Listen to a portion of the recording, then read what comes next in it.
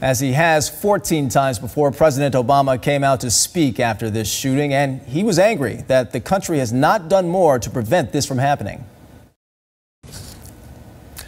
The president said we as a nation have become numb to mass shootings. Mike Ficara has more on why the White House has been unable to change the country's gun laws.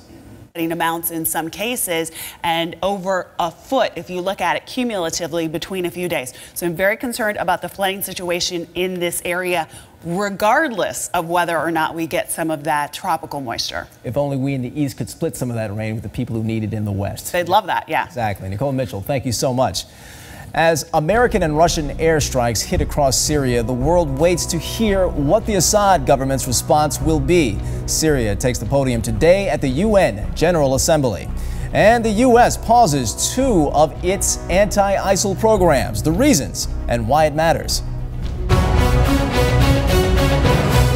The Syrian government is going before the UN General Assembly and is expected to talk about the civil war there. That war and the millions of refugees it continues to produce have dominated this year's global meeting. They've also been a main source of tension between world powers, including the U.S. and Russia. John Terrett is here with more. John, what can we expect from the Syrian address? Hey, John Henry, good morning. Well, here we are at the end of Leaders' Week at the UN General Assembly and with a resolution on terrorism. He did that last year. John Henry. Well, John, what have some of the other major players at the General Assembly been saying about the war? Well, you know, every year at the General Assembly, every year, there's always one story that there are only talks about talks. Nothing substantial yet. At least they are talking, and that is a big change. John Henry. John Terrett with his ear to the ground at the UN. Thank you so much. And we will bring you continuing coverage of the UN General Assembly, including the Syrian address, later this morning. Well, Russia's president is meeting with European leaders this morning, trying to find a way to bring an end to the Syrian war. Vladimir Putin is in Paris for talks with French President Francois Hollande and German Chancellor Angela Merkel, days after his country began airstrikes in Syria. A new round of strikes hit overnight. Russia says they targeted 12 ISIL positions, but Washington has been skeptical, accusing the Russian military of targeting rebel positions instead. Jamie McIntyre has more from the Pentagon.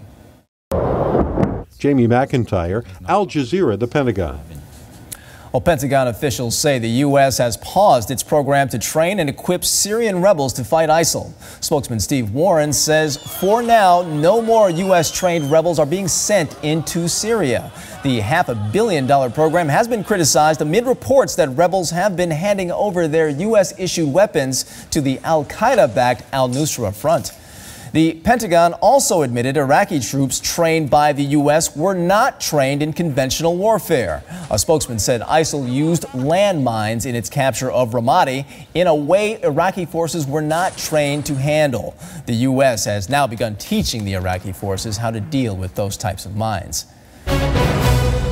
Millions of T-Mobile users may be at risk this morning after the phone company suffered a major data breach. A hacker broke into a server at the credit monitoring service Experian last month, and the company says that exposed the records of 15 million T-Mobile customers and other people who had applied for credit.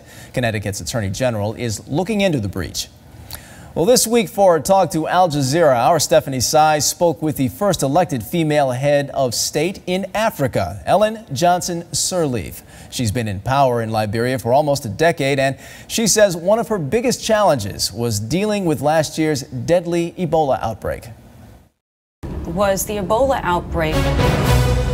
Millions of T-Mobile users may be at risk this morning after the phone company suffered a major data breach. A hacker broke into a server at the credit monitoring service Experian last month, and the company says that exposed the records of 15 million T-Mobile customers and other people who had applied for credit. Connecticut's Attorney General is looking into the breach. Well, this week for a talk to Al Jazeera, our Stephanie Sy spoke with the first elected female head of state in Africa, Ellen Johnson Sirleaf. She's been in power in Liberia for almost a decade, and she says one of her biggest challenges was dealing with last year's deadly Ebola outbreak.